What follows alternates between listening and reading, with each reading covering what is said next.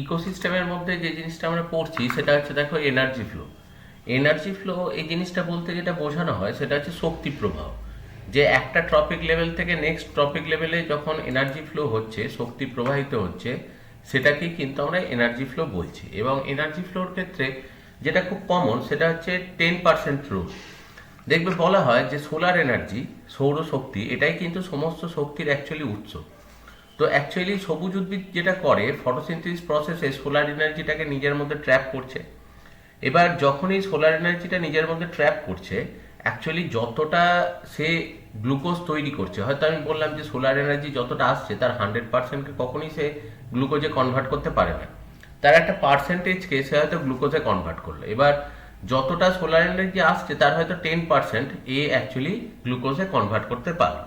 এবার আমি ধরলাম যে এই সবুজ উদ্ভিদটা তার গোটা লাইফ স্প্যানেতে সে হয়তো 10,000 অ্যাকচুয়ালি গ্লুকোজ তৈরি করেছে।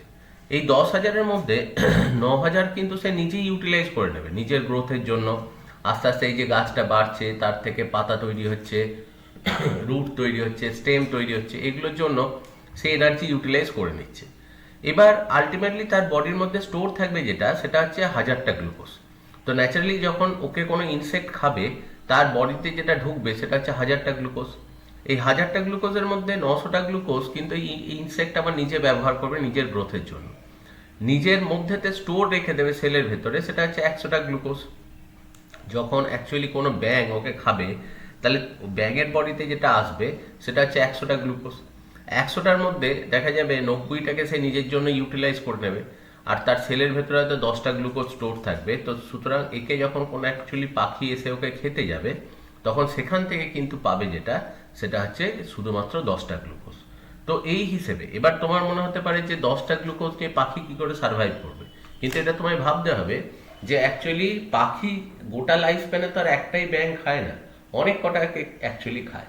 তো ন্যাচারালি সেক্ষেত্রে কিন্তু যে সে অল্প অল্প করে 10টা করে হলেও সে কিন্তু অনেক গ্লুকোজ গোটা লাইফ স্প্যানেতে পাচ্ছে। কিন্তু এই প্ল্যান্ট যেটা ধরো 10,000টা গ্লুকোজ যেটা তৈরি করেছে, সেটা কিন্তু ওই যে কটা তৈরি করলো সে কটাই, তার বাইরেতেও কিন্তু আর অন্য কোনো সোর্স নেই যেখান থেকে গ্লুকোজ পাবে। তো সেই হিসেবেই ফুড চেইন চলে। এবং এটা কি বলা হয় লিন্ডেম্যান 10% রুল, কারণ লিন্ডেম্যান বলে একজন সায়েন্টিস্ট সবার প্রথম এই জিনিসটা এক্সপ্লেন করেছিল। তো ন্যাচারালি দেখা যায় যত তুমি আগেকার ফুড চেনে আসবে, মানে প্রাইমারি ফুড চেনেতে দেখো যখনই প্রডিউসারের কথা পড়ছো তখন সেখানেতে গ্লুকোজের অ্যামাউন্ট হচ্ছে 10,000, তারপরের যেটা সেটা 1,000, তারপরে গ্লুকোজের অ্যামাউন্ট যেটা ঢুকছে সেটা হচ্ছে 100, তারপরটা হচ্ছে 10। তো সেই হিসেবেই দেখো বলা হয় যে যখনই সোলার এনার্জির কথা বলা হয়, তো ন্যাচারালি দেখা যায় যে বেস যেটা, যে প্ল্যান্ট যেটা, প্ল্যান্টের মধ্যে কিন্তু সোলার এনার্জি ট্র্যাপের পরিমাণ সবচেয়ে বেশি।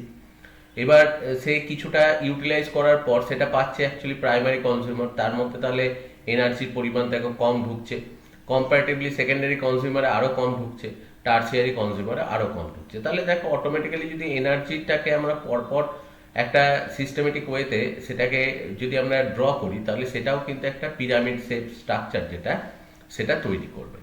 এবার যখনই কোনো ক্ষেত্রে দেখো অ্যাকচুয়ালি এই এনার্জি কনসাম্পশনের ব্যাপার হয় এবং ফুড চেন এবং সেখান থেকে এনার্জি ফ্লো আমরা কনসিডার করি, তো সেখানে 3টে ধাপ আছে। ধরো আমি সাপোজ বললাম যে হার্বিভোরগুলোর কথা যদি আমি ভাবি যে কিভাবে এনার্জি ফ্লো হচ্ছে, কিভাবে সেই জিনিসটা আমরা দেখছি। ধরো অ্যাকচুয়ালি এখানকার মধ্যে আমি খরগোশের কথা বলছি। তো ধরো এখানেতে সবুজ উদ্ভিদ রয়েছে, তাহলে এই খরগোশটা দেখো প্রথম যেটা করছে সেটা হচ্ছে তার আগের যে অ্যাকচুয়ালি ট্রপিক লেভেল, যে আগের যে পুষ্টি স্তর, সেখান থেকে সে দেখো খাবার খেয়ে সেখান থেকে শক্তি পাচ্ছে। তো এই ঘটনাটাকে অ্যাকচুয়ালি বলা হয় যেটা, সেটা হচ্ছে এনার্জি ইনটেক। সেকেন্ড হচ্ছে এ নিজে কিন্তু নিজের লাইফ স্প্যানেতে বেশ কিছুটা এনার্জি সে ইউটিলাইজ করে নিচ্ছে, তো সেটাকে অ্যাকচুয়ালি বলছে যেটা, সেটা হচ্ছে এনার্জি ইউটিলাইজেশন। তাহলে প্রথম দেখো যেটা হচ্ছে সেটা হচ্ছে এনার্জি ইনটেক ফার্স্ট, সেকেন্ড হচ্ছে এনার্জি ইউটিলাইজেশন, সেই এনার্জিটাকে ইউটিলাইজ করছে এবং যেটা তার দরকার সেটাকে সে কিন্তু অ্যাকচুয়ালি ব্যবহার করে নিল। আর যেটা পড়ে থাকলো অর্থাৎ 10% যেটা পড়ে আছে, সেটা এর থেকে দেখো নেক্সট টপিক লেভেলেতে সে পাঠিয়ে দিচ্ছে এবং এই ঘটনাটা কি বলছে, এনার্জি ট্রান্সফার। তাহলে দেখো নর্মালি একটা যে কোনো ক্ষেত্রে একটা এনার্জি ফ্লো যেটা ইকোসিস্টেমে হচ্ছে, সেটাতে যে কোনো একটা অর্গানিজম সবসময় যেটা করছে যে আগের ট্রপিক লেভেল থেকে সে প্রথম এনার্জি নিচ্ছে, তার নিচে যতটুকু দরকার সেটা সে ব্যবহার করছে, যেটা তার বডির ভেতর স্টোর হয়ে আছে সেইটাই দেখো অ্যাকচুয়ালি নেক্সট টপিক লেভেলে চলে যাচ্ছে। তাহলে সেই জন্যই বলা হয় যে তিনটে পর্যায় রয়েছে। একটা হচ্ছে এনার্জি ইনটেক, শক্তি গ্রহণ, মানে পূর্ববর্তী বা প্রিভিয়াস টপিক লেভেল থেকে এনার্জি ইনটেক। সেকেন্ড হচ্ছে এনার্জি ইউটিলাইজেশন, শক্তির ব্যবহার। এবং লাস্ট যেটা রয়েছে সেটা হচ্ছে এনার্জি ট্রান্সফার। অবশিষ্ট যে শক্তিটা রয়েছে বা রেসিডুয়াল যে এনার্জিটা রয়েছে সেইটা নেক্সট টপিক লেভেলেতে অ্যাকচুয়ালি ট্রান্সফার করে দেয়। তাহলে এই বেসিক তিনটে স্টেপের থ্রু দিয়ে অ্যাকচুয়ালি কিন্তু প্রত্যেকটাতেই পরপর পরপর সেখানে ফুড চেনের থ্রু দিয়ে এনার্জি ফ্লো যেটা সেই প্রসেসটা চলছে। এবার একটা কথা বলা হয় স্ট্যান্ডিং ক্রপ। স্ট্যান্ডিং ক্রপ খুব ইম্পর্টেন্ট জিনিস। স্ট্যান্ডিং ক্রপ বলতে বোঝানো হয় যে কোনো একটা নির্দিষ্ট ট্রপিক লেভেল মানে হচ্ছে এই producer, primary consumer, secondary consumer, tertiary consumer, যে কোনো একটা নির্দিষ্ট ট্রপিক লেভেলের যে অর্গানিজমগুলো রয়েছে, মানে একটা কোনো বনের মধ্যে যত সেখানে প্রডিউসার বা প্লান্টস আছে তাদের সবাইকার অ্যাকচুয়ালি বায়োমাস, তাদের সবাইকার জীবভরকে বা সবাইকার ড্রাই ওয়েটকে একসাথে বলা হয় স্ট্যান্ডিং ক্রপ। কারণ স্ট্যান্ডিং ক্রপ টোটাল আমরা যদি মেজারমেন্ট করি তবেই কিন্তু অ্যাকচুয়ালি সেখানেতে বিভিন্ন রকমের যে প্রাইমারি কনজিউমার যদি আমি ওই ফরেস্টের মধ্যে রাখতে চাই, তাহলে টোটাল অ্যাকচুয়ালি প্রডিউসারের যদি আমি একটা হিসেব পাই, তাহলে সেক্ষেত্রে কিন্তু আমরা একটা অনুমান করতে পারবো যে ওই জায়গাটার মধ্যে কত সংখ্যায় অ্যাকচুয়ালি প্রাইমারি কনজিউমার বা হরিণ ধরো ওই জঙ্গলটাতে রাখা সম্ভব। এবং সেই প্রাইমারি কনজিউমার যতগুলো রয়েছে, ধরো হরিণ আছে, জেব্রা আছে, জিরাফ আছে, তাদের সবার যদি একসাথে আমি বায়োমাস একটা হিসেব করি, তাহলে তার দেখো 10% ক্যালকুলেট করে কতগুলো বাঘ বা সিংহ ওই ফরেস্টার মধ্যে রাখা সম্ভব কনজারভেশনের জন্য, সেটা সম্পর্কেও একটা আইডিয়া পাবো। তো সেই জন্য স্ট্যান্ডিং ক্রপ যেটা, এটা কিন্তু খুব একটা ইম্পর্টেন্ট জিনিস এবং এই স্ট্যান্ডিং ক্রপ সম্পর্কে আমাদের আইডিয়া রাখাটা খুব দরকার। অন্যদিকে যখনই আমরা অ্যাকচুয়ালি দেখো এনার্জি ফ্লোর কথা বলি, এনার্জি ফ্লোর ক্ষেত্রে বিভিন্ন মডেল এইখানে কিন্তু এক্সপ্লেন করা হয়। যেমন দেখো ইকোলজিক্যাল এনার্জি ফ্লো মডেল, যেটা ওডামের ক্ষেত্রে ইউনিভার্সাল মডেল বলে একটা, ওডাম ইকোলজির কথা যখনই আসে ওডামের নাম সবার ফার্স্টেতে আসে, কারণ ওডাম অ্যাকচুয়ালি সব থেকে ভালো ইকোলজিকে এক্সপ্লেন করেছিল এবং তার লেখা ওডামস ইকোলজি এখনো অব্দি ইকোলজির বেস্ট বই মনে করা হয়। এবার তার একটা মডেল দিয়েছিলেন যে এনার্জি ফ্লো, যেটাকে বলা হয় ইউনিভার্সাল মডেল, মানে এটা সবার ক্ষেত্রেই, মানে সব ইকোসিস্টেমেতেই এই মডেলটাই কিন্তু চলে। এবার ইকোসিস্টেমেতে প্রত্যেকটা এই যে ছোট ছোট একটা বক্স, মানে তিনি যেটা করেছিলেন যে এক একটা টপিক লেভেলকে এক একটা বক্স দিয়ে ডিনোট করেছিলেন। ধরুন ধরো এটা হচ্ছে অ্যাকচুয়ালি যেটা, সেটা হচ্ছে এটা ধরো প্রডিউসার, এরপর এটা হচ্ছে প্রাইমারি কনজিউমার, এরপর ধরো সেকেন্ডারি কনজিউমার, এরকম করে কন্টিনিউয়াসলি বক্সগুলো থাকে।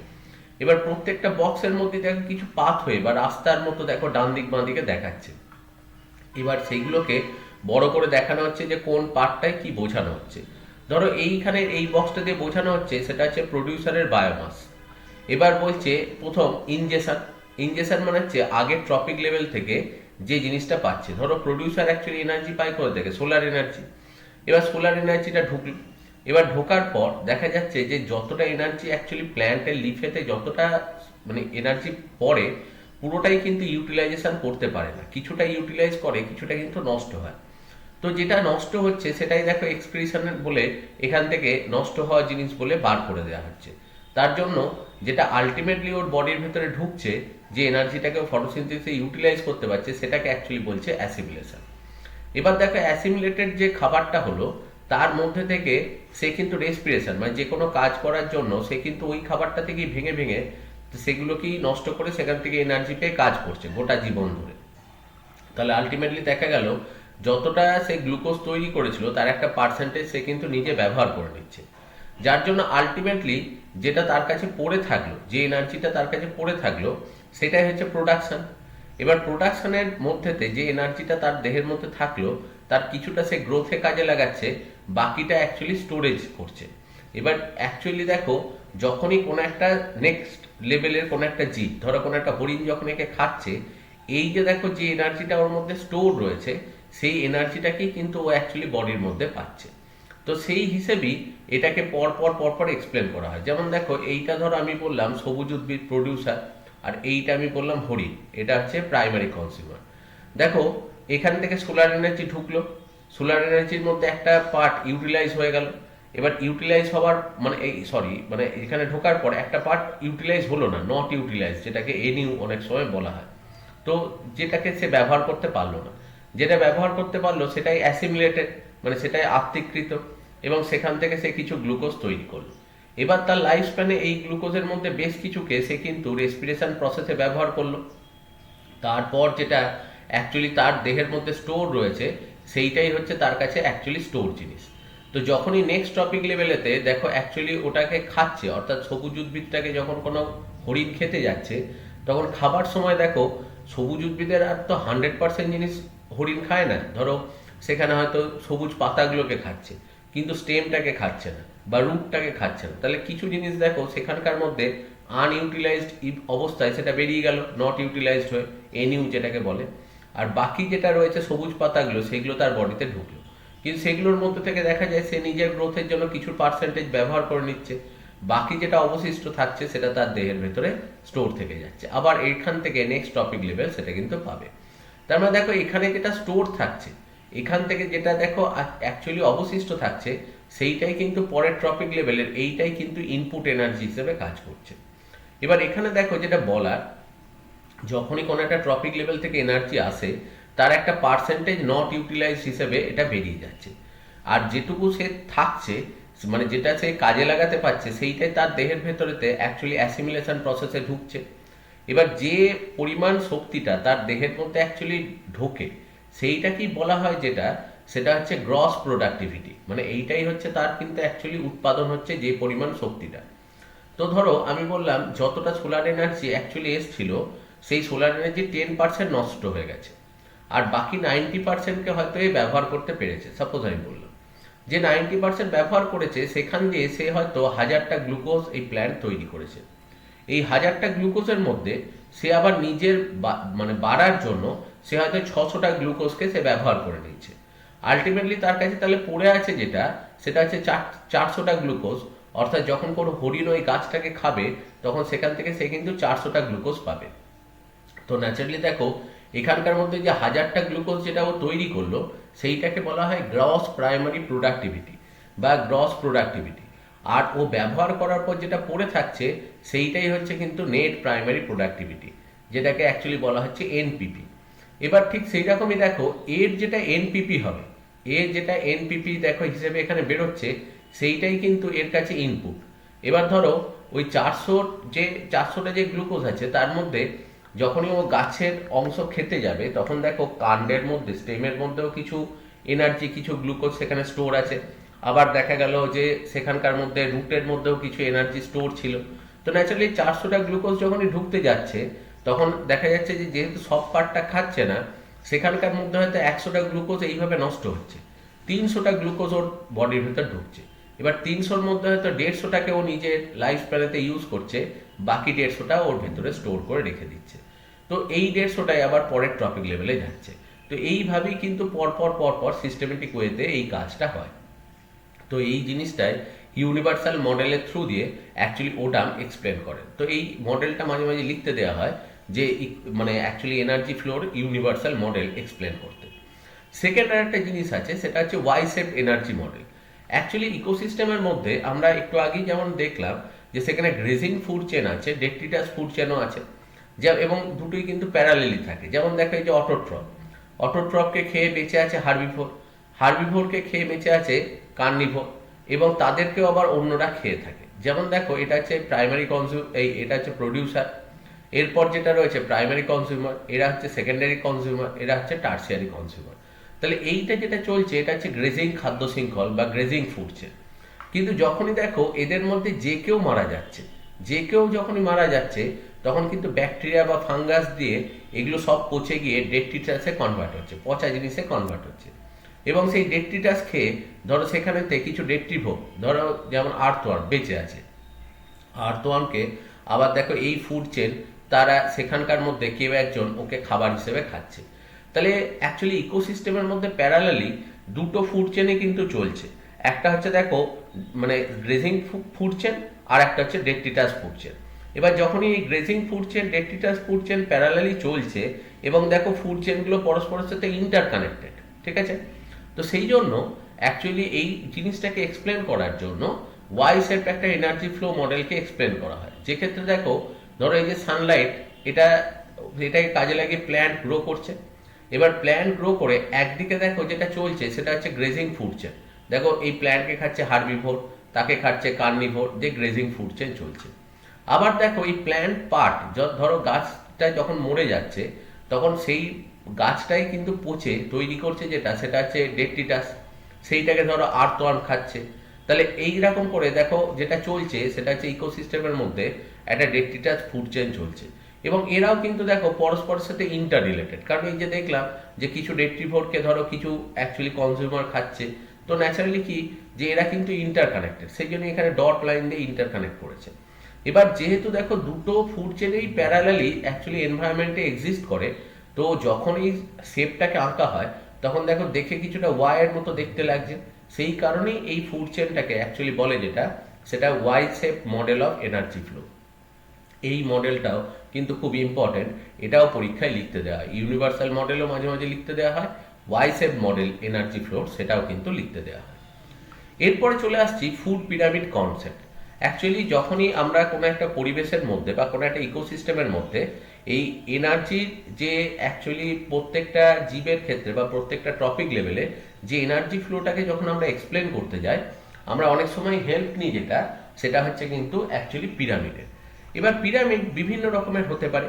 যেমন দেখো এই পিরামিডকে মানে বিভিন্ন রকমের নাম এটা দেওয়া হয়। যেমন এমনি নর্মাল যেটা ফুড পিরামিড আমরা বলি সেটাকে ইকোলজিক্যাল পিরামিডও বলা হয়, যেহেতু খাবারের উপর ডিপেন্ড করে ট্রপিক পিরামিডও বলা হয়, বা এটাকে এলটিওনিয়ান পিরামিডও বলা হয়, বা এনার্জি পিরামিডও বলা হয়। তো এরকম দেখো ফুড পিরামিড যেটা রয়েছে সেই ফুড পিরামিডের কিন্তু আলাদা আলাদা অ্যাকচুয়ালি নাম দেওয়া হয়। এবং ফুড পিরামিডগুলো মেনলি যেটা করা হয় সেটা আমরা জানি যে হয় সংখ্যার বেসিসে করা হয়, যে কাউন্টিং এর উপর ডিপেন্ড করে সেখানে করা হয়, বা অনেক ক্ষেত্রে দেখা যায় কাউন্টিং এর হিসেবে করতে গেলে দেখবে আগেও বলেছি যে সেখানে হয়তো অনেক ক্ষেত্রে দেখা যায় ভুল হওয়ার সম্ভাবনা থাকে।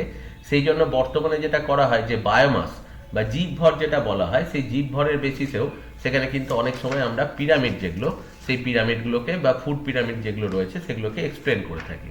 তো দেখা যায় যে যদি আমরা বায়োমাসের রেসপেক্টে পিরামিডকে এক্সপ্লেন করি তাহলে সেক্ষেত্রে কিন্তু ভুল হবার যে সম্ভাবনাটা, সেই ভুল হবার সম্ভাবনাটা কিন্তু অনেকটা অ্যাকচুয়ালি মানে ঠিকঠাক হয় আর কি। এবার সবার প্রথম অ্যাকচুয়ালি এলটন বলে একজন সায়েন্টিস্ট এই ফুড পিরামিড যেটা সেটাকে এক্সপ্লেন করে, তো সেই জন্যই এটাকে এলটোনিয়ান পিরামিড যে নামটা সেটা দেয়া হয়। এবার দেখো ইকোলজিক্যাল পিরামিড যখন আমরা বলছি, যদি বায়োমাস বা বায়ো প্রোডাক্টিভিটির ক্ষেত্রে বলা হয় তাহলে বায়োমাসের রেসপেক্টে বা ড্রাই ওয়েটের ক্ষেত্রে বললে সবসময় পিরামিডটা কিন্তু সোজা আকৃতিরই হয়ে থাকে। এবং এক্ষেত্রে আমরা জানি যে একদম নিচেতে দেখো যেটা এখানে দেখাচ্ছে ছবিতে, যে ফুড পিরামিড যেটা রয়েছে, ধরো একটা বড় আকৃতির ওক গাছ আছে, তার উপরেতে সেই ওক গাছে হয়তো আমি বললাম 100টা ক্যাটারপিলার আছে। এবার ধরো সেখানেতে সেই ক্যাটারপিলারগুলোকে খাবার জন্য ধরো সেখানেতে অ্যাকচুয়ালি 10টা পাখি আছে। আবার সেই 10টা পাখিকে দেখো খাবার জন্য সেখানে হয়তো যে চিল যেটা সেটা হয়তো আমি সাপোজ বললাম যে সেটা হয়তো 5টা আছে বা 2টো আছে। তাহলে দেখো ওই পিরামিডগুলোর যদি কাউন্টিং এর বেসিসে করতে যায় তাহলে বিভিন্ন রকম হ্যাপাজার্ড শেপ নিয়ে নেবে। কিন্তু যদি বায়োমাসের রেসপেক্টে করো, জীব ভরের রেসপেক্টে, তাহলে কিন্তু পিরামিড সবসময় দেখো সোজাই থাকবে। এবং পিরামিডের যখনই বায়োমাসের রেসপেক্টে করা হয় তখন পার গ্রাম পার মিটার স্কোয়ার এরিয়া এই হিসেবে অ্যাকচুয়ালি সেটাকে ইউনিটের মাধ্যমে এটাকে প্রকাশ করা হয়। কারণ সবসময় সংখ্যার বিচারে করতে গেলে অনেক সময় ইনভার্টেড পিরামিড হয়ে যেতে পারে। তো সেই জন্য সবসময় যেটা করা হয় সেটা হচ্ছে বায়োমাসের রেসপেক্টে করা হয়, তাতে কিন্তু পিরামিডটা ঠিকঠাক থাকে। এবার অনেক ক্ষেত্রেই দেখো পিরামিডের আকারটা আবার পাল্টাতে পারে। যেমন অনেক ক্ষেত্রে দেখো যদি সংখ্যার বিচারে করতে যাও সেরকম কোনো কোনো সময় স্পিন্ডল শেপ হতে পারে, মাকু আকৃতির। ধরো একটা গাছের ওপরে হয়তো ওই যে একটু আগে বললাম যে 10টা পাখি থাকে, সেই 10টা পাখিকে আবার খাওয়ার জন্য দেখা গেল যে আরো বড় আকৃতির যে পাখি যেটা রয়েছে সেরকম বাজ পাখি হয়তো অ্যাকচুয়ালি 2টো আছে। তো ন্যাচারালি পিরামিডটা দেখো সংখ্যার ভিত্তিতে দেখলে প্রথম দেখো একটা, তারপর 10টা, তারপর 2টো, তাহলে পিরামিডটা যেরকম হচ্ছে বরফি বা স্পিন্ডল শেপ আকারের হচ্ছে। কখনো দেখো নাম্বারের বেসিসে করতে গেলে ডাম্বেল শেপ হতে পারে। যেমন গ্রাস, ধরো একটা জায়গাতে আমি বললাম 1000টা গ্রাস আছে, সেটাকে খাবার জন্য হয়তো 10টা র্যাবিট আছে। এবার প্রত্যেকটা র্যাবিটের গায়েতে আবার কিছু ইনসেক্ট আছে। এবার ধরো আমি যদি অ্যাভারেজ ধরি যে দুটো করেও ইনসেক্ট আছে, তাহলে 20টা ইনসেক্ট আছে, তাহলে হিসেব করলে দেখো ওটা একটা ডাম্বেল শেপের মতো হচ্ছে। তাহলে এগুলো নাম্বার পিরামিড করলেই এই আনইউজুয়াল শেপগুলো পাওয়া যায়। আবার ন্যাচারালি দেখো একটু আগে যেটা বলছিলাম যে একটা বড় আকারের গাছ আছে, একটাই গাছ আছে, সেখানে হয়তো বেশ কিছু ইনসেক্ট আছে এবং সেই ইনসেক্টগুলোকে উড পিকার যারা তারা অ্যাকচুয়ালি খাচ্ছে, কাঠঠোকরা খাচ্ছে। তাহলে দেখো গাছ একটা, সেখানে তো হয়তো আমি বললাম 100টা ইনসেক্ট আছে, তাকে খাবার জন্য 5টা উড পিকার সেখানেতে ঘুরে বেড়ায়। তাহলে এটা দেখো ড্রপারের মতো শেপ হয়ে যাচ্ছে। তাহলে নাম্বারের বেসিসে করলেই কিন্তু এই ধরনের ভুলগুলো হতে পারে। কিন্তু যদি আমরা কোনো সময় বায়োমাসের রেসপেক্টে দেখি, তখন কিন্তু পিরামিড সবসময় আপরাইট, একদম সোজা যে পিরামিড হবে সেই নর্মাল পিরামিডের শেপই কিন্তু পাবো। বেশ, নেক্সট আরেকটা ইম্পর্টেন্ট জিনিসে আসছি, যেটাকে বলা হয় বায়োজিও কেমিক্যাল সাইকেল। অর্থাৎ আমরা জানি যে নিউট্রিয়েন্ট সাইকেল যেটা ইকোসিস্টেমের জন্য খুব ইম্পর্টেন্ট, অর্থাৎ carbon cycle, oxygen cycle, nitrogen cycle, water cycle. তো সেই সাইকেলগুলো সম্পর্কে এখানেতে আমরা পড়ব। এবার সাইকেল মেনলি দু রকম হয়, একটা হচ্ছে গ্যাসিয়াস সাইকেল, একটা সেডিমেন্টারি সাইকেল। গ্যাসিয়াস সাইকেল মানে হচ্ছে অক্সিজেন, কার্বন ডাইঅক্সাইড, এই যে সাইকেলগুলো যেগুলো প্ল্যান্টের সাথে বা অ্যানিমেলের সাথে ডাইরেক্টলি অ্যাটমসফিয়ারের সাথে কানেক্টেড হয়। এখানে মাটি কিন্তু কোনো ইম্পর্টেন্ট রোল প্লে করে না। আমরা যখন অক্সিজেন নিই ডাইরেক্ট বাতাস থেকে নিই, এবং CO2 যেটা রিলিজ করছি ডাইরেক্ট বাতাসেই রিলিজ করছি। আবার প্ল্যান্ট যখন CO2 নিচ্ছে তখন ডাইরেক্ট এয়ার থেকেই নিচ্ছে, এবং যখন সেটাকে আবার অক্সিজেন লিবারেট করছে বা অক্সিজেন ছাড়ছে সেটা বাতাসেই ছাড়ছে। তো এই ক্ষেত্রে দেখো পুরোটাই গ্যাসিয়াস সাইকেল। কিন্তু নাইট্রোজেন সেটা অ্যাকচুয়ালি দেখো বাতাসে আছে, কিন্তু ডাইরেক্টলি বাতাস থেকে কিন্তু প্লান্ট বা অ্যানিমেল কেউ নাইট্রোজেন নিতে পারে না। আমরা জানি যে নাইট্রোজেন সাইকেলে প্রথম হাওয়া থেকে সেটা প্রথম এসে মেশে মাটিতে, তারপর সেটা অ্যাকচুয়ালি মানে সেটা প্লান্ট বডিতে ঢোকে এবং সেখান থেকে অ্যানিমেল বডিতে যায়। তো ন্যাচারালি কি হয় যে সেক্ষেত্রে দেখো যে অ্যাটমসফিয়ারের সাথে ডাইরেক্টলি কানেক্টেড নয়, সেটা সবসময় মাটির ভায়া হয়ে যায়। বা ধরো কোনো ক্ষেত্রে আমি ফসফরাস সাইকেলের কথা যখন বলি, সালফার সাইকেলের কথা বলি, সেক্ষেত্রে আবার এয়ারের ব্যাপারই নেই, সেটা গোটাটাই মাটির সাথেই এক্সচেঞ্জ। কারণ অ্যাকচুয়ালি যখন কোনো অ্যানিমেল মারা যাচ্ছে, তার বডিটা যখন ডিকম্পোজ হচ্ছে, ফসফরাস বা নাইট্রোজেন, এই নাইট্রোজেন বা সালফার সেগুলো ধরো মাটিতে এসে পড়ছে, আবার পরের প্ল্যান্ট যখন গ্রো করছে তখন সেইখান থেকে ওই নিউট্রিয়েন্টগুলোকে নিচ্ছে। তো সেক্ষেত্রে দেখো মাটির একটা ইনভলভমেন্ট আছে। তো সেই জন্য এগুলো সবই কিন্তু সেডিমেন্টেশন সাইকেল বলা হয়। এগুলোকে সবই যেহেতু মাটির মধ্যে এই মলিকিউলগুলো সেডিমেন্টেড হয়, সেই জন্য এটাকে বলা হয় সেডিমেন্টেশন সাইকেল। এরপর দেখো যেটা আমরা আসছি গ্যাসিয়াস সাইকেলের মধ্যে প্রথম, সেটা হচ্ছে কার্বন ডাইঅক্সাইড সাইকেল। এটা খুব কমন জিনিস, যেটা আমরা জানি যে অ্যাকচুয়ালি CO2 এটা কিন্তু ফটোসিনথেসিসের জন্য খুব ইম্পর্ট্যান্ট একটা জিনিস। এবং CO2 যেটা হয়, সেই CO2 প্ল্যান্ট ফটোসিনথেসিস প্রসেসে ইউজ করছে, এবং ফটোসিনথেসিস প্রসেসে ইউজ করার পর এখান থেকে অক্সিজেন যেটা সেটা লিবারেট করছে। এবার সেই অক্সিজেনটাই অ্যাকচুয়ালি এনভায়রনমেন্টে রয়েছে, এবং এই অক্সিজেনটা বিভিন্ন প্রসেসের মধ্যে সেটা অ্যাকচুয়ালি কাজ হয়, এবং সেই অক্সিজেনটা দিয়েই দেখো বিভিন্ন কাজ যেগুলো সেগুলো মানে হচ্ছে। যেমন দেখো এখানে এই যে অক্সিজেন যেটা বেরোচ্ছে সেইটা দিয়ে বিভিন্ন জিনিস আমাদের পরিবেশের মধ্যে, ধরো আগুন ধরালি সেটা পুড়ছে, তাহলে সেইটা থেকে দেখো CO2 আবার তৈরি হচ্ছে। আবার দেখো অ্যানিম্যাল রেসপিরেশনেও CO2 তৈরি হচ্ছে, প্লান্ট রেসপিরেশনেও CO2 তৈরি করে। আবার অনেক সময় যখন গাছগুলো হঠাৎ করে ভূমিকম্প বা ডিজাস্টারে মাটির তলায় চাপা পড়ে যায়, দীর্ঘদিন ধরে ওগুলো চাপা পড়ে থাকতে থাকতে একটা সময় ওরা ফসিল ফুয়েল তৈরি করে, মানে কয়লা, পেট্রোলিয়াম এগুলো সমস্ত তৈরি করে। এবং সেইগুলো তৈরি করার পর সেইগুলোকে যখন আমরা কোনো ইন্ডাস্ট্রিতে ইউজ করি, সেই ইন্ডাস্ট্রি থেকেও CO2 যেটা সেটা বেরোয়। আবার অনেক সময় রুটের যে রুট যেগুলো রয়েছে, রুটের মধ্যেও রেসপিরেশন প্রসেস চলে। বা যখন কোনো অ্যাকচুয়ালি অ্যানিম্যাল মারা যায়, তখন তার বডিটা যখন ডিকম্পোজ হতে যায়, তখনও সেখান থেকে কিন্তু ব্যাকটেরিয়ারা CO2 রিলিজ করে। তো এই রুট থেকে যে CO2 বেরোচ্ছে বা ডিকম্পোজিং মেটেরিয়াল থেকে যে CO2 বেরোচ্ছে, সেগুলো সব কিন্তু এয়ারেতে আসে। তাহলে এরা কিন্তু সবই দেখো CO2 সেখানে সাপ্লাই দিচ্ছে, আর সেই CO2টা ফটোসিনথেসিস প্রসেসে ইউটিলাইজ হয়ে অন্যদিকে অক্সিজেন তৈরি করছে। তো এটা দেখো একটা সাইক্লিক্যাল ম্যানারে কাজ করছে, এটাকেই বলছে কার্বন সাইকেল। আর যে কোনো অর্গানিজমের ড্রাই ওয়েটের দেখা যায় 49%, তার মানে ধরে নেওয়া যেতে পারে ড্রাই ওয়েটের 50% হচ্ছে কার্বন, সেই জন্য কার্বন খুব ইম্পর্টেন্ট। এর প্যারালালি যে সাইকেলটা রয়েছে সেটা হচ্ছে অক্সিজেন সাইকেল, যেটা কার্বন সাইকেলের সাথেই এক্সপ্লেন করা যায়, এবং দুটো কিন্তু প্যারালাল সাইকেল। যেমন দেখো প্লান্ট ফটোসিনথেসিসে অক্সিজেন তৈরি করছে, সেই অক্সিজেন অ্যানিমেলরা ব্রিদিংয়ে ইউজ করছে, উল্টো দিকে তারা কার্বন ডাইঅক্সাইড লিবারেট করছে, যে কার্বন ডাইঅক্সাইড ইউজ করে প্ল্যান্ট আবার ফটোসিনথেসিস প্রসেসটা চালাচ্ছে। তাহলে কার্বন সাইকেল অক্সিজেন সাইকেল কিন্তু রিলেটেড। এবং এখানে সেই জন্যই বলা হয় যে দুটোই কিন্তু গ্যাসিয়াস সাইকেল, কারণ দেখো কার্বন ডাইঅক্সাইড এবং অক্সিজেনের যে এক্সচেঞ্জ সেটা গোটাটাই কিন্তু ডাইরেক্ট অ্যাটমসফিয়ারের সাথে যে লিভিং অর্গানিজমস রয়েছে তাদের মধ্যেতে চলছে। নাইট্রোজেন সাইকেল যেটা, এটা কিন্তু একটু আলাদা টাইপের। নাইট্রোজেন সাইকেলেতে বাতাস থেকে নাইট্রোজেনটা এসে ফার্স্টে মাটিতে মেশে, সেখান থেকে প্ল্যান্ট বা অ্যানিমেল ওটাকে ইউটিলাইজ করে, যখন আবার তারা মারা যায় সেখান থেকে নাইট্রোজেনটা মাটিতে আবার ফিরে আসে, এবং যখন মাটির মধ্যে এক্সট্রা নাইট্রোজেন হয়ে যায় তখন আবার সেটা বাইরের এনভায়রনমেন্টে বেরিয়ে যায়। এবার এখানেতে এই ঘটনাটাকে এক্সপ্লেন করার জন্য আমরা দেখো পরপর কতগুলো স্টেপে দেখি, কারণ এখানেতে জিনিসটা যেটা প্রথম এয়ার থেকে সয়েলে আসছে, সয়েল থেকে অর্গানিজমে যাচ্ছে, বিভিন্ন জীবে যাচ্ছে, সেখান থেকে আবার সয়েলে আসছে, সেখান থেকে আবার অর্গানিজম, আবার অ্যাটমসফিয়ারে যাচ্ছে। তাহলে দেখো ডাব্লুর মতো একটা শেপ হয় দেখতে, তো সেই জিনিসটাই আমরা এখানে দেখবো। এবার তার কতগুলো স্টেপ আছে। প্রথমে হচ্ছে নাইট্রোজেন ফিক্সেশন। নাইট্রোজেন ফিক্সেশন মানে হচ্ছে যে পদ্ধতিতে বাতাস থেকে নাইট্রোজেনটা মাটিতে এসে মেশে। এবার তার তিনটে স্টেপ আছে। তার মধ্যে প্রথম ন্যাচারাল যে স্টেপ রয়েছে সেটা হচ্ছে অ্যাসিড রেন। অ্যাসিড রেনে আমরা জানি যে নাইট্রিক অ্যাসিড, নাইট্রাস অ্যাসিড, সেগুলো অ্যাসিড রেনের থ্রু দিয়ে এসে মাটিতে পড়ছে। এবার যখন এই অ্যাসিডগুলো পড়ছে মাটির মধ্যে নাইট্রোজেনের পার্সেন্টেজ বাড়াচ্ছে। সেকেন্ড হচ্ছে আর্টিফিশিয়াল মেথড, যেটা ইন্ডাস্ট্রিয়াল প্রসেস, যে ইন্ডাস্ট্রির মধ্যেতে নাইট্রোজেন সার, ইউরিয়া, সেগুলো তৈরি করা হয় এবং চাষের জন্য ওগুলোকে ব্যবহার করা হয়। এবার যখনই চাষের জন্য ওগুলোকে দেওয়া হচ্ছে সেগুলো সবই কিন্তু মাটির মধ্যে নাইট্রোজেনের পার্সেন্টেজ বাড়াচ্ছে। আবার থার্ড যেটা রয়েছে বায়োলজিক্যাল প্রসেস, যেটা হচ্ছে কিছু লেগুমিনোসি প্ল্যান্ট যেগুলো রয়েছে, সিম্বিগোত্রী উদ্ভিদ, তারা যখনই গ্রো করে তাদের অ্যাকচুয়ালি রুটের মধ্যেতে রুট নডিউল থাকে। সেই রুট নডিউলের থ্রু দিয়ে ওরা কিন্তু অ্যাকচুয়ালি যেটা করতে পারে সেটা হচ্ছে যে ওরা কিন্তু নাইট্রোজেন ফিক্সেশন করতে পারে। এটা ছাড়াও মাটির মধ্যেতে দেখা যায় কিছু ফ্রি লিভিং ব্যাকটেরিয়া আছে, অ্যাজোটোব্যাক্টার, ক্লস্ট্রিডিয়াম, তারাও নাইট্রোজেন ফিক্সেশন করে। আবার কিছু সায়ানোব্যাকটেরিয়া, নীলাভ সবুজ শৈবাল আছে যেমন নস্টক, অ্যানাবিনা, তারাও নাইট্রোজেন ফিক্সেশন করতে পারে। তো এইগুলো সবই হচ্ছে বায়োলজিক্যাল নাইট্রোজেন ফিক্সেশন। তাহলে একটা রয়েছে দেখো ন্যাচারাল নাইট্রোজেন ফিক্সেশন, সেটা হচ্ছে অ্যাসিড রেন। সেকেন্ড হচ্ছে আর্টিফিশিয়াল, ইন্ডাস্ট্রি। থার্ড রয়েছে বায়োলজিক্যাল।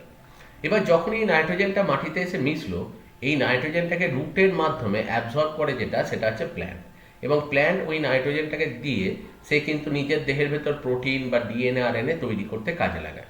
তো যখনই প্ল্যান্ট অ্যাকচুয়ালি মাটি থেকে অ্যাবজর্ব করে রুটের থ্রু দিয়ে ওই নাইট্রোজেনটাকে নিয়ে নিজের জন্য সে প্রোটিন তৈরি করছে বা ডিএনএ আরএনএ তৈরি করছে, সেই প্রসেসটাকে বলছে নাইট্রোজেন অ্যাসিমিলেশন। এবার যখনই নাইট্রোজেন অ্যাসিমিলেশন হয়ে এটা ঢুকলো দেখো প্ল্যান্টের বডিতে, এবার যখন কোনো অ্যানিমেল ওই প্ল্যান্ট প্রোডাক্ট খাচ্ছে তখন সেই নাইট্রোজেন কিন্তু আবার অ্যানিমেলের মধ্যে ঢুকছে, কারণ অ্যানিমেলরা ডাইরেক্টলি মাটি থেকে নাইট্রোজেন নিতে পারে না, ওরা প্ল্যান্টের থ্রু দিয়েই তারা কিন্তু নেয়।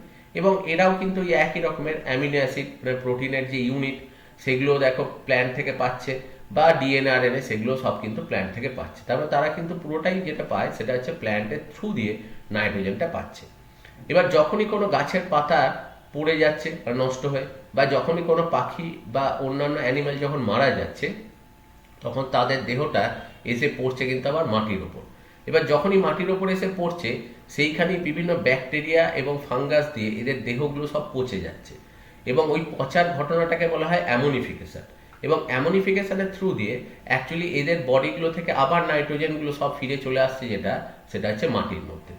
এবার দেখা যায় এই অ্যামোনিয়া যে ফর্মটা, এটা কিন্তু কিছু কিছু প্লান্ট এই অ্যামোনিয়া ফর্মেই ওটাকে অ্যাবজর্ব করতে পারে, কিন্তু সব প্ল্যান্ট অ্যামোনিয়া ফর্মে অ্যাবজর্ব করতে রুট মানে তারা কিন্তু গাছ পারে না। তো তাদের অ্যাবজর্বেবল ফর্ম যেগুলো, সেগুলো হচ্ছে নাইট্রেট বা নাইট্রাইট। তো অ্যাকচুয়ালি কি হয়, এই অ্যামোনিয়া যেটা, সেটা নাইট্রিফিকেশন বলে একটা প্রসেসের থ্রু দিয়ে এই অ্যামোনিয়াটা কনভার্ট হয়, প্রথম যেটা সেটা হচ্ছে নাইট্রাইট, তারপর কনভার্ট হয় যেটা সেটা হচ্ছে নাইট্রেট। তো অল্টারনেটিভ ফর্মগুলো তৈরি হয়ে যাওয়ার জন্য দেখো এইগুলোকে আবার কিন্তু কোনো প্ল্যান্ট ইউটিলাইজ করতে পারে। এবার এরকম হয়তো প্রসেসটা চলছে, এরকম চলতে চলতে হঠাৎ করে দেখা গেল যে এই নাইট্রেটের পার্সেন্টেজ হয়তো খুব বেশি হয়ে গেছে, মানে অ্যাকচুয়ালি মাটির মধ্যে ওভারঅল নাইট্রোজেনের পার্সেন্টেজ যেটা নর্মাল থাকা উচিত তার থেকে বেশি আছে। যদি বাই চান্স বেশি হয়ে যায়, তখন এই নাইট্রেট যেটা রয়েছে এটা আবার ডিনাইট্রিফিকেশন বলে একটা প্রসেস আছে, যেখানে এই এক্সেসিভ নাইট্রেট যেটা মাটির মধ্যে রয়েছে এটা কিন্তু ভেঙে নাইট্রোজেনে কনভার্ট হয়, এবং সেই নাইট্রোজেন আবার কিন্তু বাতাসের মধ্যে ফিরে যায়। তো এখানে দেখো এই চারটে স্টেপের, এই পাঁচটা স্টেপের মধ্যে দিয়ে গোটা প্রসেসটা চলছে। প্রথম হচ্ছে নাইট্রোজেন ফিক্সেশন, নাইট্রোজেনের সংবন্ধন, তারপর হচ্ছে নাইট্রোজেন অ্যাসিমিলেশন, নাইট্রোজেনের আত্তীকরণ, এরপর হচ্ছে অ্যামোনিফিকেশন, অ্যামোনিয়া উৎপাদন, নাইট্রিফিকেশন, সেখানে নাইট্রেট তৈরি, এবং ডিনাইট্রিফিকেশন, যেটা নাইট্রোজেন হিসেবে আবার বাতাসের মধ্যে মুক্তি লাভ করা। তাহলে এই স্টেপের মধ্যে দিয়ে নাইট্রোজেন সাইকেলটা চলে। কিন্তু এই প্রসেসগুলো চালানোর জন্য কিছু ব্যাকটেরিয়ার হেল্প লাগে। যেমন দেখো এখানে তো বায়োলজিক্যাল প্রসেসে আমরা দেখেছি সেখানে রাইজোবিয়াম ব্যাকটেরিয়া কাজ করে, সেটা ছাড়াও দেখো সেখানে ক্লস্ট্রিডিয়াম অ্যাজোটোব্যাক্টার রয়েছে, আর নস্টক অ্যারাবিনাও রয়েছে। ঠিক সেরকমই অ্যামোনিফিকেশনের জন্য ব্যাসিলাস ক্লস্ট্রিডিয়াম এরা কিন্তু অ্যাকচুয়ালি অ্যামোনিফিকেশন অর্থাৎ জীবদেহকে পচাতে হেল্প করে। নাইট্রিফিকেশনের ক্ষেত্রে হেল্প করে নাইট্রোসোমোনাস নাইট্রোব্যাক্টার। অ্যামোনিয়া থেকে নাইট্রাইট তৈরি করতে কাজ করে নাইট্রোসোমোনাস, আর নাইট্রাইট থেকে নাইট্রেট তৈরি করে নাইট্রোব্যাক্টার। আর ডিনাইট্রিফিকেশন প্রসেসটাতে সেখানে কাজ করে যেটা, সেটা হচ্ছে সিউডোমোনাস। ঠিক আছে, তো এই হচ্ছে অ্যাকচুয়ালি দেখো যে যে ব্যাকটেরিয়াগুলো এখানে নাইট্রোজেন সাইকেলেতে হেল্প করছে। এটা ছাড়াও দেখো ফসফরাস সাইকেল সেখানেতে রয়েছে, ফসফরাস সাইকেল, সালফার সাইকেল, এগুলো সবই যেটা হয় সেটা হচ্ছে মাটি থেকে ফসফরাস বা সালফার যেটাই, সেটা অ্যাকচুয়ালি দেখো গাছ ব্যবহার করছে এবং গাছ থেকে অ্যানিমেলরা পাচ্ছে। এবং যখনই দেখো মারা যাচ্ছে সেই গাছ বা অ্যানিমেল যারাই, তারাই কিন্তু দেখো যেটা হয় যে তারা তাদের বডিটা যখনই ডিকম্পোজ হচ্ছে, ধরো যেমন এখানে দেখিয়েছে যে ফসফরাস যেটা সেটা মাটি থেকে নিয়ে গাছটা বাড়ছে। এবার গাছটা যখন মারা যাচ্ছে বা কোনো সময় গাছের পাতাটা খেয়েছে হয়তো কোনো একটা স্নেক, এরা যখন মারা যাচ্ছে তখন এদের দেহগুলোকে আবার দেখো বিভিন্ন ব্যাকটেরিয়া এবং ফাঙ্গাস পচাচ্ছে, ডিকম্পোজার, তারা আবার ওই মানে সেখান থেকে ওদের দেহ থেকে যে ফসফরাস রয়েছে বা সালফার রয়েছে সেগুলোকে আবার মাটিতে মিশিয়ে দিচ্ছে, আবার সেই ফসফরাসটাকে অন্য প্ল্যান্ট ইউটিলাইজ করছে। তাহলে এইভাবেই কিন্তু এটা হচ্ছে সেডিমেন্টেশন সাইকেল, তার থ্রু দিয়ে দেখো এই ফসফরাস সাইকেলটা চলছে। আর একটা সাইকেল যেটা চলে সেটা হচ্ছে ওয়াটার সাইকেল। এটাও আমরা অনেক আগে থেকেই পড়ি যে যখন দেখবে গরম হয় তখন অ্যাকচুয়ালি যে পুকুরের জল বা নদীর জল বা জলাশয়ের জলগুলো বাষ্পীভূত হয়ে উপরে ওঠে এবং সেগুলো বৃষ্টির আকারে নিচেতে পড়ে। এবার যখনই বৃষ্টির আকারে নিচেতে পড়ছে তখন এখানেতে মাটির মধ্যে যখনই পড়ে তখন সেইটাই কিন্তু গ্রাউন্ড ওয়াটার তৈরি করে, যেটাই অ্যাকচুয়ালি প্ল্যান্ট রুটের মাধ্যমে অ্যাবজর্ব করে। এবার যখনই ট্রান্সপিরেশন প্রসেস হয় ওই ওয়াটার যেটা, সেই ওয়াটারটাকে সে কিন্তু বাইরে বার করে দেয় এবং সেই ওয়াটারটাই যেটা ট্রান্সপিরেশন বা বাষ্পমোচন পদ্ধতিতে বেরোলো সেইটাই কিন্তু আবার ঘনীভূত হয়ে আবার পুনরায় বৃষ্টি সৃষ্টি করে। তো এটাও দেখো ওয়াটার সাইকেল, এবং এটাও ন্যাচারালি যে কোনো একটা অর্গানিজমের ডেভেলপমেন্ট বা যে কোনো জীবের বেঁচে থাকার জন্য বৃষ্টিটা খুব প্রয়োজন, এবং এই ওয়াটার সাইকেল যেটা সেটাতে প্ল্যান্টও দেখো অ্যাকচুয়ালি হেল্প করছে। এবং এটাও কিন্তু একটা সেডিমেন্টেশন সাইকেল, কারণ বৃষ্টির জল যেটা পড়ছে সেটা মাটির উপরে এসে পড়ছে। তো ন্যাচারালি এটাও কিন্তু সেডিমেন্টেশন সাইকেলের একটা এক্সাম্পল বলা যেতে পারে। এবার দেখো দুটো কথা বলে, একটা হচ্ছে রিজার্ভার পুল, একটা হচ্ছে সাইক্লিক্যাল পুল। রিজার্ভার পুল কথাটার অর্থ হচ্ছে সঞ্চিত বস্তু, আর সাইক্লিক্যাল পুল মানে হচ্ছে যার সাইক্লিক্যাল প্রসেসে যেটা ইউটিলাইজ হচ্ছে।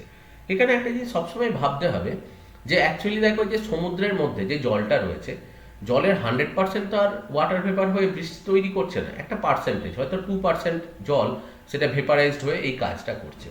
তাহলে অ্যাকচুয়ালি দেখো ওয়াটার এখানে রিজার্ভারের মধ্যেতে রয়ে যাচ্ছে যেটা, সেটা হচ্ছে 98%, আর সাইক্লিক্যাল ম্যানারে যেটা ইউটিলাইজ হচ্ছে সেটা হচ্ছে 2%।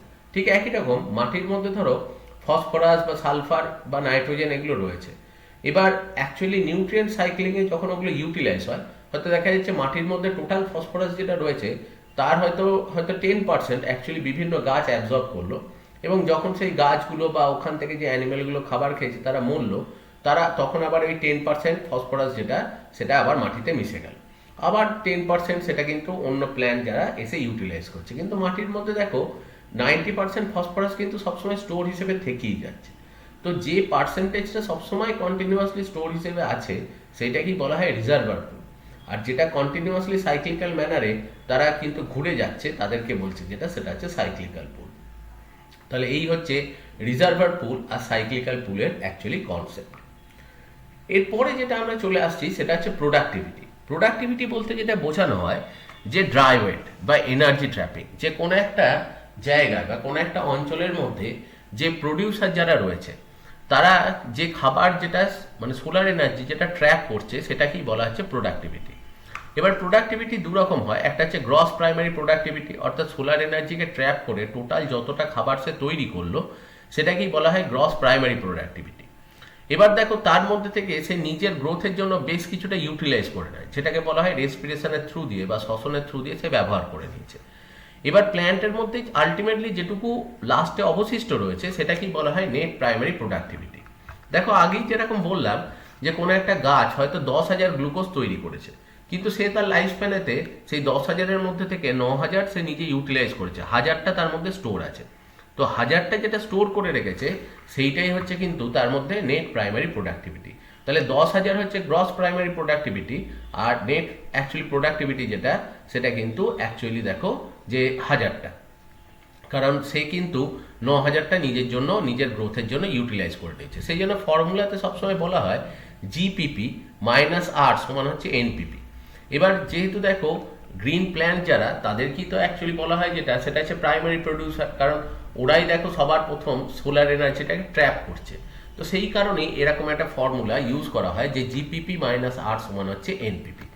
এবার এটা যেহেতু ড্রাই ওয়েট এবং এটা এক ধরনের এনার্জি ট্র্যাপিং, সেই জন্য ড্রাই ওয়েটের রেসপেক্টে দেখলে এই জিনিসটা যখন হিসেব করা হয় তখন সেটাকে ড্রাই ওয়েটের রেসপেক্টে দেখলে পার গ্রাম per metre square area per ইয়ার এই ইউনিটে এটাকে এক্সপ্লেন করা হয়। কিন্তু এনার্জি রেসপেক্টে দেখলে kilo calorie per centimetre square per year, মানে প্রত্যেক বছর প্রত্যেক মিটার স্কোয়ার এরিয়াতে যত গ্রাম করে সে অ্যাকচুয়ালি গ্লুকোজ প্রোডাকশন করছে সেই হিসেবে দেখাচ্ছে, বা পার সেন্টিমিটার হিসেবে প্রত্যেক বছরে কত কিলো ক্যালোরি এনার্জি প্রডিউস করছে সেই হিসেবে এটাকে এক্সপ্লেন করা হচ্ছে। এবার দেখো যেহেতু এটা পুরোটাই অ্যাকচুয়ালি ফটোসিনথেসিসের উপর ডিপেন্ডেন্ট, সুতরাং বুঝতেই পারছো যে যে জিনিসগুলো বা যে ফ্যাক্টরগুলো ফটোসিনথেসিসকে স্টিমুলেট করবে বা ফটোসিনথেসিসের রেটটাকে বাড়াবে কমাবে সবই কিন্তু প্রাইমারি প্রোডাকশনের উপরে তারা কিন্তু এফেক্ট ফেলবে। যেমন দেখো সোলার রেডিয়েশন, যত সোলার রেডিয়েশন বেশি হবে ফটোসিনথেসিস রেট বাড়বে, ন্যাচারালি প্রাইমারি প্রোডাক্টিভিটিও বাড়বে। ময়েশ্চার, জল, এটা কিন্তু ফটোসিনথেসিসের একটা র মেটেরিয়াল, কাঁচামাল, তাহলে ন্যাচারালি ময়েশ্চার বেশি থাকলে ফটোসিনথেসিস রেট বাড়বে এবং সেখানে প্রাইমারি প্রোডাক্টিভিটিও বাড়বে। টেম্পারেচার, একটা মানে ভালো টেম্পারেচার, নর্মালি দেখা যায় যে দিনের বেলার টেম্পারেচার 25 ডিগ্রি আর রাত্রেবেলার টেম্পারেচার মোটামুটি 15 থেকে 18 ডিগ্রি, এটা হচ্ছে ফটোসিনথেসিসের জন্য আইডিয়াল। এই রকম টেম্পারেচার থাকলে কিন্তু অ্যাকচুয়ালি অটোমেটিক্যালি প্রাইমারি প্রোডাকশন যেটা মানে এনপিপি বা জিপিপি অটোমেটিক্যালি এটা কিন্তু বাড়বে। অন্যদিকে নিউট্রিয়েন্ট, মাটির মধ্যে নিউট্রিয়েন্ট যত বেশি থাকবে ফটোসিনথেসিসের জন্য যে এনজাইমগুলো সেগুলো আরও বেশি করে তৈরি হবে এবং ন্যাচারালি দেখা যাবে প্রোডাক্টিভিটি বাড়বে। এবং তার সাথে সাথে সয়েল টাইপ যত ভালো হবে এবং সেখানকার মধ্যে ওয়াটার হোল্ডিং ক্যাপাসিটি বা ধরো সেখানকার মধ্যে এয়ার অ্যাকচুয়ালি মানে সেখানে এয়ার হোল্ডিং ক্যাপাসিটি বা ধরো আদার নিউট্রিয়েন্টস যেগুলো রয়েছে বা হিউমাস যেগুলো রয়েছে সেগুলো যত ভালো হবে তত দেখা যাবে যে সেখানকার মধ্যে কিন্তু অ্যাকচুয়ালি প্রোডাক্টিভিটি যেটা সেটা বাড়তে থাকবে। তো এটাই হচ্ছে প্রাইমারি প্রোডাক্টিভিটি। এবং ফটোসিনথেসিস এফিসিয়েন্সি, কোনো গাছের অ্যাকচুয়ালি ফটোসিনথেসিস এফিসিয়েন্সি সেটা দেখো মেজারমেন্ট করার জন্য যেটা বলে যে কোন গাছটা কত ভালো ফটোসিনথেসিস করতে পারে। কারণ অ্যাকচুয়ালি দেখা যায় যে যে গাছগুলো রয়েছে ধরো গাছের আকার বড় হলেই হবে না, গ্রিন পার্ট যার যত বেশি থাকবে তার ফটোসিনথেটিক এফিসিয়েন্সি তত বেশি হবে। যেমন নারকেল গাছের আকার অনেক বড়, কিন্তু দেখো গাছের সাপেক্ষে তার গ্রিন পার্টটা কিন্তু কম্পারেটিভলি অনেক কম। অন্যদিকে ধান গাছের কথা যদি ভাবো গাছের সাপেক্ষে গ্রিন পার্টটা কিন্তু অনেক বেশি। সেই জন্য দেখবে যে ধান গাছ থেকে তুমি যে প্রোডাকশনটা পাচ্ছ সেটা কিন্তু অনেক বেশি পাও। কিন্তু যখন তুমি নারকেল গাছের কথা আসছো তখন কিন্তু সারা বছরে একবারই তুমি প্রোডাকশন পাও। এবং ধরো তুমি একটা 1 একর জমিতে যদি নারকেল গাছ লাগাও তাহলে সেখান থেকে দেখো যখন তুমি খাবার পাচ্ছ গোটা নারকেলটাও খাবার নয়, বাইরের দিকের খোলাগুলোকে ছাড়িয়ে দেওয়া হয়, ভেতরে শুধু শাঁসটাকে খাওয়া হয় এবং সেই জলটাকে। তো ন্যাচারালি তুমি একটা জায়গায় 1 একর জমিতে যদি তুমি নারকেল গাছ বসাও তাহলে সারা বছরে একবার প্রোডাকশন পাবে। এবার তুমি সেখানেতে হিসেব করো যদি তুমি ধান চাষ করো 1 একর জমিতে তাহলে 3 মাস করে করে সময় লাগলে 4 বার ধান চাষ হবে 1 একর জমিতে। এবার তুমি যদি শুধুমাত্র নারকেলের শাঁসগুলোকে একদিকে রেখে ওয়েট করো এবং ধানগুলো যেটা পাওয়া গেছে সে 1 বছরে 4 বার চাষেতে সেটা যদি ওয়েট করো অবভিয়াসলি দেখবে যে ধানের যে পরিমাণটা সেটা অনেক বেশি। সুতরাং গাছ বড় হলেই ফটোসিনথেসিস এফিসিয়েন্সি বেশি হবে এমন নয়। তো সেই কারণেই কিন্তু এই মেজারমেন্টটা করাটা খুব দরকার যে কোনো একটা ফরেস্টের মধ্যে বা কোনো একটা ইকোসিস্টেমে ফটোসিনথেটিক এফিসিয়েন্সি কত। ফটোসিনথেটিক এফিসিয়েন্সি যেটা মেজারমেন্ট করা হয় সেটা হচ্ছে জিপিপি গ্রস প্রাইমারি প্রোডাক্টিভিটি, মানে কোনো একটা গাছ কতটা টোটাল সে গ্লুকোজ তৈরি করেছে। যেমন একটু আগে যে হিসেবে বললাম 10,000 গ্লুকোজ ধরো একটা গাছ তৈরি করেছে, ভাই হচ্ছে সোলার এনার্জি ট্র্যাপ কতটা পরিমাণ সোলার এনার্জি সে অ্যাকচুয়ালি ইউটিলাইজ করেছে ইন্টু 100। এইটা দিয়েই যেটা করা হয় সেটা হচ্ছে ফটোসিনথেটিক এফিসিয়েন্সি। এবার যতটা সোলার এনার্জি তার উপরেতে পড়ছে, কোনো একটা গাছের ওপরে যতটা সূর্যের আলো পড়ছে, তার যত ম্যাক্সিমাম পার্সেন্টেজ সে ব্যবহার করতে পারবে, ততই কিন্তু দেখো যে তার অ্যাকচুয়ালি ফটোসিনথেটিক এফিসিয়েন্সি বেশি হবে।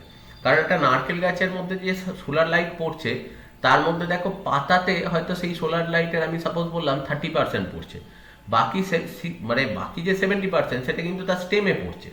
স্টেম তো ফটোসিনথেসিস করছে না, তাহলে তার অটোমেটিক্যালি দেখো ফটোসিনথেটিক এফিসিয়েন্সি কমে যাচ্ছে। কিন্তু ধান গাছের ক্ষেত্রে মাটির ওপরে যে পার্টটাতে অ্যাকচুয়ালি সানলাইট পড়ে, গোটাটাই গ্রিন পার্ট। তার জন্য কি হয়, যতটা সোলার এনার্জি পড়ছে ও কিন্তু ম্যাক্সিমামটাকেই ইউটিলাইজ করে নিতে পারবে। তার জন্য অটোমেটিক্যালি ওর ফটোসিনথেটিক এফিসিয়েন্সি যেটা, সেটা অনেক বেশি হবে। তো সবসময় কিন্তু ফটোসিনথেটিক এফিসিয়েন্সি দিয়ে সেই কারণে হিসেব করা হয়। আর একটা জিনিস যেটা বলে যে দেখো গ্রিন প্ল্যান্ট সে 1000টা গ্লুকোজ তৈরি করলো, কিন্তু 900টা সে নিজেই ইউটিলাইজ করে নিল। আর দেখো আমার জন্য ফেলে রাখছে যেটা, সেটা হচ্ছে 10টা গ্লুকোজ, এই সরি মানে 10,000টা ধরো গ্লুকোজ একটা গ্রিন প্ল্যান্ট তৈরি করলো, 9,000টা সে নিজে ইউটিলাইজ করে নিল। যে হিসেবটা আমরা আগে বলছিলাম সেই একই হিসেবে পড়া ভালো।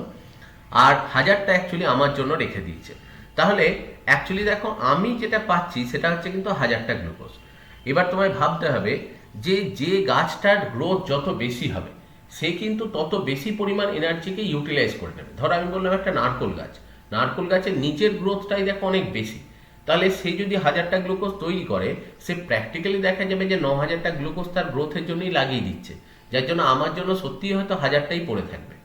কিন্তু যদি একটা ধান গাছের কথা ভাবা হয়, ধান গাছের কিন্তু গ্রোথ রেটটা কম, তাহলে দেখা যাবে সে যদি 10,000টা গ্লুকোজ তৈরি করে, তার নিজের গ্রোথের জন্য সে হয়তো ইউটিলাইজ করছে 5,000টা গ্লুকোজ।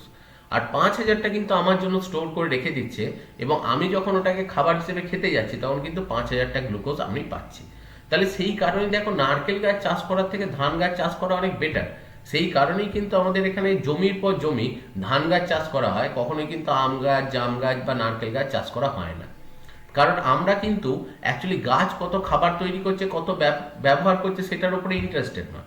আমরা যেহেতু অ্যানিম্যাল, আমরা সবসময় নেট প্রোডাক্টিভিটি, যে ও আমার জন্য কতটা রাখছে সেটা নিয়ে ইন্টারেস্টেড। তো সেই কারণেই যখন এই net productivity efficiency actually calculate করতে হয়, সেটাকে যেটা বলা হয় যে নেট প্রাইমারি প্রোডাক্টিভিটি কতটা আমি পাচ্ছি, বাই হচ্ছে কতটাও তৈরি করছে, তার একটা অনুপাত ইন্টু 100। তো সেইটা দিয়ে দেখা হয় যে যে আমার জন্য বেশি পরিমাণ খাবার রেখে যাবে, আমি সেই গাছকেই চাষ করার কথা বা সেই গাছকেই সংখ্যা বাড়ানোর কথা সবসময় ভাববো। তো সেই হিসেবেই দেখো এটাও একটা নেট প্রাইমারি মানে নেট প্রোডাক্টিভিটি এফিসিয়েন্সি, এটাও কিন্তু প্রচুর ক্যালকুলেশন করার দরকার আছে যে কোনো একটা ইকোসিস্টেমের জন্য। অন্যদিকে দেখো সেকেন্ডারি প্রোডাক্টিভিটি বলতে যেটা বোঝানো হয়, অ্যাকচুয়ালি প্রথম দেখো খাবারটা তৈরি করছে কে, সবুজ উদ্ভিদ। সেই জন্য তাদেরকে অ্যাকচুয়ালি বলা যেতে পারে যেটা, সেটা হচ্ছে প্রাইমারি প্রডিউসার। এবার দেখো সবুজ উদ্ভিদকে খাচ্ছে কারা, সেটা হচ্ছে হার্বিভোর। আমরা যেহেতু ওমনিভোর, সেই জন্য আমরা ডাইরেক্টলি প্ল্যান্ট থেকেও খাবার খেতে পারি। আবার দেখো আমরা অনেক সময় কি করি, প্রাইমারি কনজিউমার যারা রয়েছে তাদের মাংসও আমরা খাবার হিসেবে খাই। তার মানে মুরগির ক্ষেত্রে বা মাছের ক্ষেত্রে বা অন্যান্য প্রাণীরও মাংস আমরা কিন্তু অনেক সময় খাবার হিসেবে খেয়ে থাকি। তো যখন সেই অন্যান্য প্রাণীর মাংসকে আমরা খাবার হিসেবে খাবো, তাহলে তাদের ক্ষেত্রে অ্যাকচুয়ালি দেখো যে কোনো ক্ষেত্রে দেখবে যে আমরা ধরো মুরগি প্রতিপালন করছি, এবং সেই মুরগিকে প্রচুর পরিমাণে খাবার খাওয়ানো হচ্ছে আর্টিফিশিয়ালি। কিসের জন্য? যাতে মুরগির গ্রোথটা বেশি হয়। কারণ যত মুরগির গ্রোথটা বেশি হবে, তত কিন্তু আমার বডিতেও দেখো যে খাবারটা আসবে সেটার পরিমাণটা কিন্তু অনেক বেশি হবে। কিন্তু এক্ষেত্রে দেখো আমরা ডাইরেক্টলি প্ল্যান্ট প্রোডাক্টটাকে খাচ্ছি না।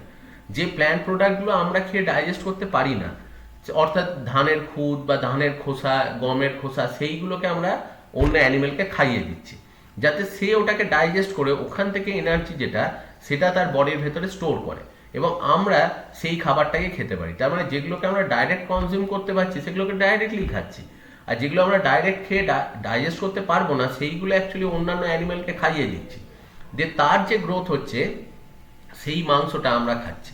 তাহলে এক্ষেত্রে দেখো আমরা কিন্তু মুরগিকে প্রতিপালন করছি বা মাছকে প্রতিপালন করছি, সেটারও কারণ কিন্তু প্রোডাক্টিভিটির জন্য, এবং যাতে আমরা বেঁচে থাকতে পারি। তো এইভাবে যখন দেখো অ্যাকচুয়ালি একদম প্রডিউসারকে না খেয়ে প্রাইমারি কনজিউমারকে খাচ্ছি, অর্থাৎ মাঝে একজনাকার মাধ্যমে আমরা প্ল্যান্ট প্রোডাক্ট থেকে এনার্জি পাচ্ছি, তখনই দেখো ওই এনার্জিটা যেটা ওই অ্যানিমেলের থ্রু দিয়ে আসছে, সেটাকেই বলা হয় সেকেন্ডারি প্রোডাক্টিভিটি। অর্থাৎ সোজা কথায় হার্বিভোরস অ্যানিমালসগুলোর বডির ভেতর যে এনার্জিটা সেখানে ট্র্যাপ হচ্ছে বা যে বায়োমাস বা ড্রাই ওয়েটটা যেটা বাড়ছে সেটাই হচ্ছে সেকেন্ডারি প্রোডাক্টিভিটি। এবার সেখানেও কনসেপ্টটা একই, যে যখন কোনো হরিণ, হয়তো আগেকার দিনে বা এখনো অনেক জায়গাতে দেখবে মানুষ হরিণের মাংস খায়, কিন্তু একটা সময় তো প্রচুর খেত, এখন দেখো সেটা বন্ধ হয়ে গেছে। তো ন্যাচারালি দেখো যে হরিণ যখন ঘাস খাচ্ছে তখন সেই ঘাস থেকে এনার্জিটা ওর ভেতর ঢুকলো। এবার আমি ধরলাম যে একটা হরিণের ভেতরেতে যে এনার্জিটা বা যে শক্তিটা এর ভেতর ঢুকেছে সেটা হয়তো 1000টা গ্লুকোজ।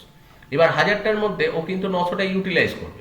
এবার যেটা ওর কাছে পড়ে থাকবে সেইটাই হচ্ছে কিন্তু অ্যাকচুয়ালি দেখো নেট সেকেন্ডারি প্রোডাক্টিভিটি। হয়তো সেই অ্যাকচুয়ালি 900টা সে ইউটিলাইজ করেছে, 100টা পড়ে আছে, তাহলে গ্রস সেকেন্ডারি প্রোডাক্টিভিটি হচ্ছে 1000।